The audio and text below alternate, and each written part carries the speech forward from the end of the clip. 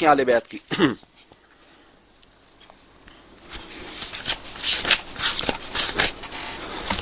آپ کو کوئی مسئلہ ہے بیٹھ جائیں.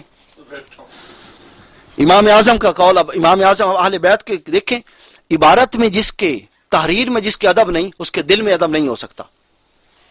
فرماتے ہیں جی حضرت امام باقر, نہ کوئی رضی اللہ تعالیٰ نے لکھا ہے, نہ رحمت اللہ علیہ لکھا ہے, نہ علیہ السلام لکھا ہے.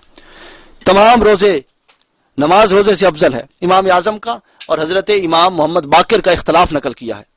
فرماتے ہیں کہ حضرت امام ابو حنیفہ,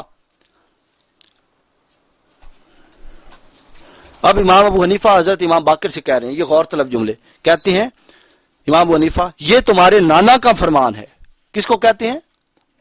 امام محمد باقر کو امام اعظم ابو حنیفہ کہہ رہے ہیں یہ تمہارے نانا کا فرمان ہے.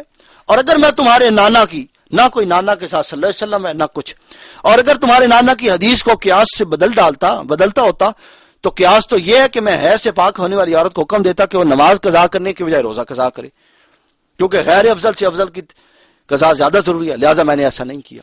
عبارت دیکھیں, میں تمہارے نانا.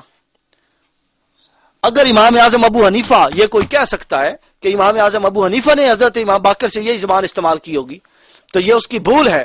امام اعظم کا تو قول ہے لو لک سنتان اہلک النعمان, اگر وہ 2 سال نہ ہوتے جو امام ابو حنیفہ نے امام محمد باقر کی خدمت میں گزارے ہیں اور جعفر صادق کی خدمت میں گزارے ہیں, امام جعفر صادق کی, تو ابو حنیفہ ہلاک ہو جاتا.